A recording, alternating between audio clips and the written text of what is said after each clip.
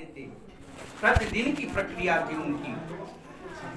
इसी प्रकार से एक साधु वैश्य जिसके पास व्यापार के लिए बहुत सारा धन था, उसके पास धन की कमी नहीं थी। ये ऐसा नहीं होता है कि हमारे पास धन हो जाए तो हम काम धंधा बंद कर दें, है ना। धन होते हुए भी काम धंधा करना चाहिए। कहते हैं हीरा खत्म हो जाता है, जीरा लगा रहता है। अगर 100 रुपया आप रख करके 10 रुपया रोज निकालेंगे तो कितने दिन में खत्म हो जाएगा? 10 दिन में। और वही 100 रुपया रख करके आप 10 रुपया अगर रोज का लाते हैं तो आपका 100 रुपया पड़ा का पड़ा ही रह जाएगा। इसी प्रकार से साधु वैश्य के पास बहुत प्रकार का धन था। इतना धन था कि 2 पुष्ट 4 पुष्ट खाए धन घटने वाला। और वही नाय को लेकर के रास्ते से जा रहा था। उसने देखा कि ये सब केले की फली, फल, प्रसाद, मिठाई सब चढ़ा हुआ है। हो क्या रहा है यहाँ पे?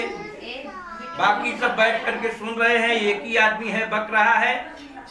वह भी अपनी नाय को किनारे लगा करके वह भी जा करके बैठ गया और कथा सुना।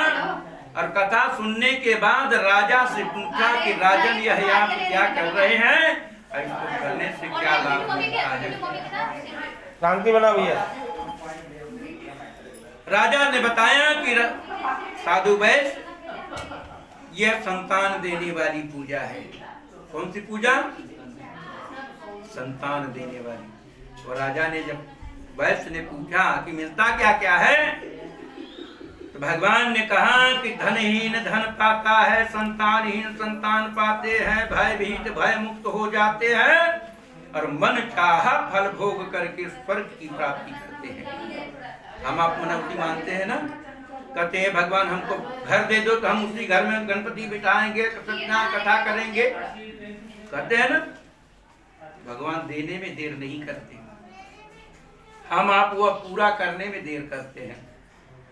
कहते हैं चलो इस बार पगार आ गई है ना, ये काम कर लो, वो काम कर लो, वो काम कर लो, फिर बाद में देखेंगे। ऐसा होता है तिवारी जी। तो साधु वैश्य ने कहा कि प्रभु बताइए कि इसमें मिलता क्या क्या है? तो उन्होंने कहा धनहीन धन पाते हैं, संतानहीन संतान पाते हैं, भयभीत भय मुक्त हो जाते हैं, मन चाहा फल भोग करके स्वर्ग की प्राप्ति करते हैं। अब साधु वैश्य ने कहा कि विस्तार से बताइए,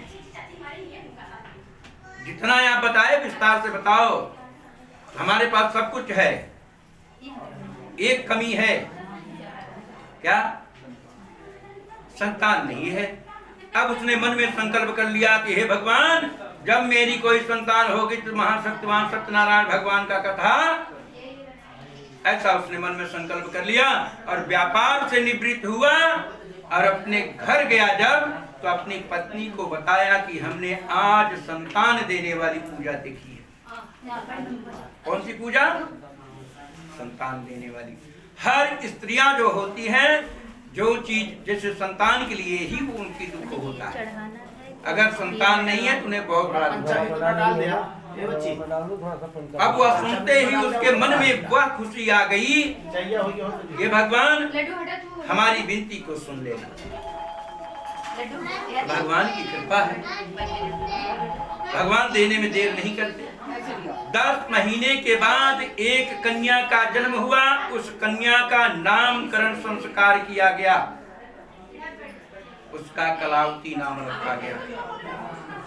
और वो ऐसे बढ़ने लगी जैसे शुक्ल पक्ष का चंद्रमा बढ़ता हो, दिन दिन ऐसे बढ़ती है। कर जो बताया था ना मैंने, 10 दिन वाला जो ड्यू दिया हो जल्दी पूरा हो जाएगा हमारे लिए, उसके लिए दिन ही पूरा नहीं होता, इंतजार की घड़ी जल्दी नहीं पूरा होती।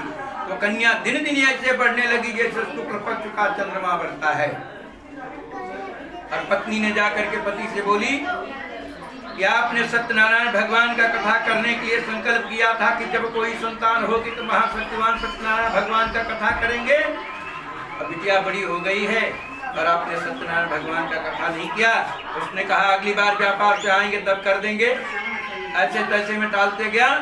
बिटिया बड़ी हो गई, विवाह योग्य हो गई। फिर पत्नी ने जाकर के पति से बोली कि हे सेठ जी बेटा अरे बिटिया विवाह योग्य हो गई और सत्यनारायण भगवान का आपने कथा नहीं किया। साधु वैश्य ने कहा इसके विवाह में सत्यनारायण भगवान की कथा करेंगे। हमारे आपके यहाँ होता है ना विवाह के एक दिन पहले मंदिर की पूजा सत्यनारायण भगवान की पूजा इसीलिए होता है। साधु वैश्य ने कन्या के विवाह में नहीं किया था। अंदर बैठा दे भगवान अंदर में बैठा के खेले इसी प्रकार से साधु वैश्य ने कहा कि इसके विवाह में सत्यनारायण भगवान की कथा कर देंगे। देखिए भगवान की कृपा। एक दिन अब बिटिया बड़ी हो गई, नगर में सखियों के साथ साधु वैश्य ने घूमते हुए जब देखा तो उसे लगा कि इस कन्या का विवाह करना ही जरूरी है। अब अपने ही धर्म दूत को बुला करके उसने कहा कि इस कन्या के योग्य वर की खोज करो। जानत है बिना गुए बियाह नहीं हो और बिना सरहिया के।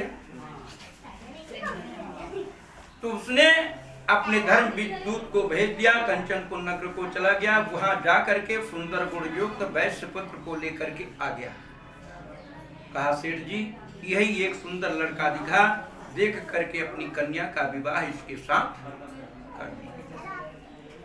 साधु वैश्य ने सब अपने भाई बंधु जैसे सगे संबंधी जितने लोग थे सबको बुला करके अपनी कन्या का विवाह उसके साथ कर दिया, लेकिन सत्यनारायण भगवान का कथा नहीं किया।